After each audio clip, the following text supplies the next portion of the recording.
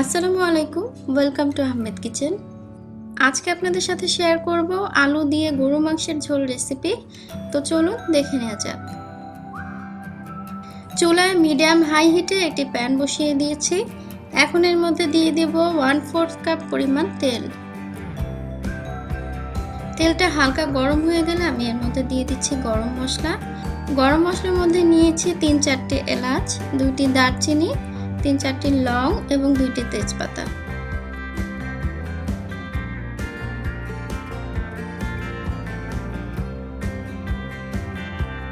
কিছুক্ষণ নেড়ে নিয়ে আমি এখন দিয়ে দিচ্ছি 1/3 কাপ পরিমাণ পেঁয়াজ বাটা।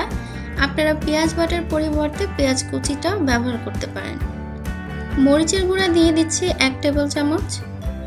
ঝালের পরিমাণটা আপনারা আপনাদের পছন্দ মতো বাড়িয়ে কমিয়ে নিতে পারেন। হলুদের গুঁড়া দিয়ে দেব 1.5 চা চামচ। জিরার গুঁড়া 2 চা চামচ।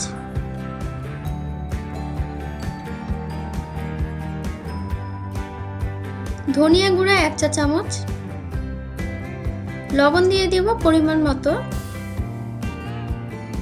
এখন সামান্য পানি দিয়ে আমি মশলাটাকে খুব ভালো মতো কষিয়ে নেব।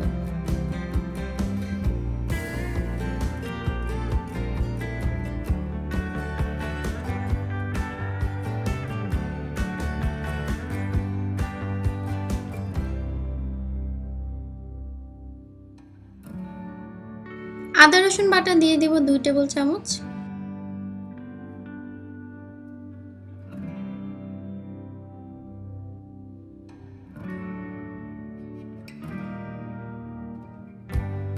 চার 5 মিনিট মশলাটা খুব ভালো মতো কষিয়ে নিয়ে এখন আমি দিয়ে দিচ্ছি গরুর মাংস।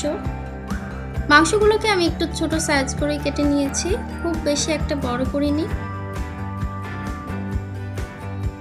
মাংসগুলো দিয়ে আমি আরো কিছুক্ষণের জন্য নেড়েচেড়ে কষিয়ে নিচ্ছি।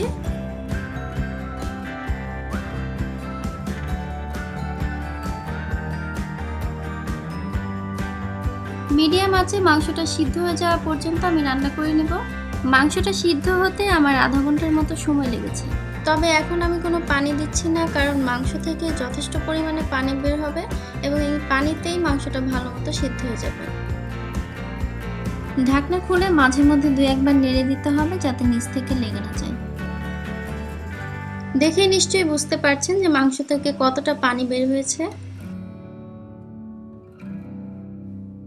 মাংসটা ভালো মতো সিদ্ধ হয়ে যাওয়া পর্যন্ত এভাবে ঢাকনা দিয়ে ঢেকে রান্না করে নিচ্ছি। মাংসগুলো যখন 80% মতো হয়ে যাবে তখন আমি এর মধ্যে দিয়ে দিব আলু।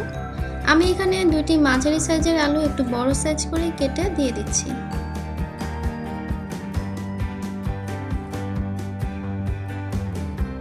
আলু এবং মাংস ভালো মতো নেড়ে মিশিয়ে নিয়ে এখন আমি এর মধ্যে দিয়ে দিচ্ছি 1.5 কাপ পরিমাণ গরম পানি।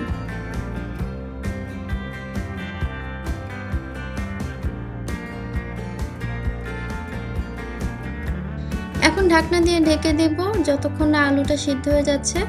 আলু সিদ্ধ হতে হতে মাংসটাও পুরোপুরি সিদ্ধ হয়ে যাবে। আলুটা খুব ভালো মতো সিদ্ধ হয়ে গেছে, আমি আপনাদেরকে একটু দেখিয়ে দিচ্ছি।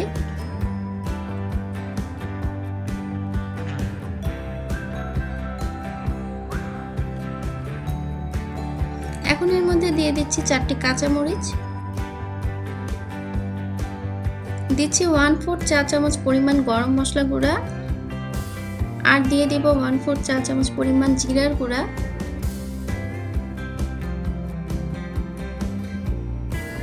এখন চুলার আঁচটা বন্ধ করে দিয়ে আমি ঢাকনা দিয়ে ঢেকে রাখবো প্রায় 10 মিনিট। এই 10 মিনিটে মশলার যে ফ্লেভারটা মাংসের মধ্যে খুব ভালো মতো ছড়িয়ে যাবে, এতে করে খেতেও খুব অসাধারণ লাগে।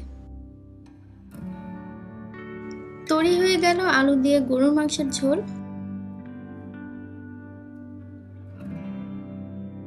ভাত, খিচুড়ি অথবা পোলাও যে কোনো কিছুর সাথেই ভালো লাগবে এই আলু দিয়ে গরুর মাংসের ঝোল।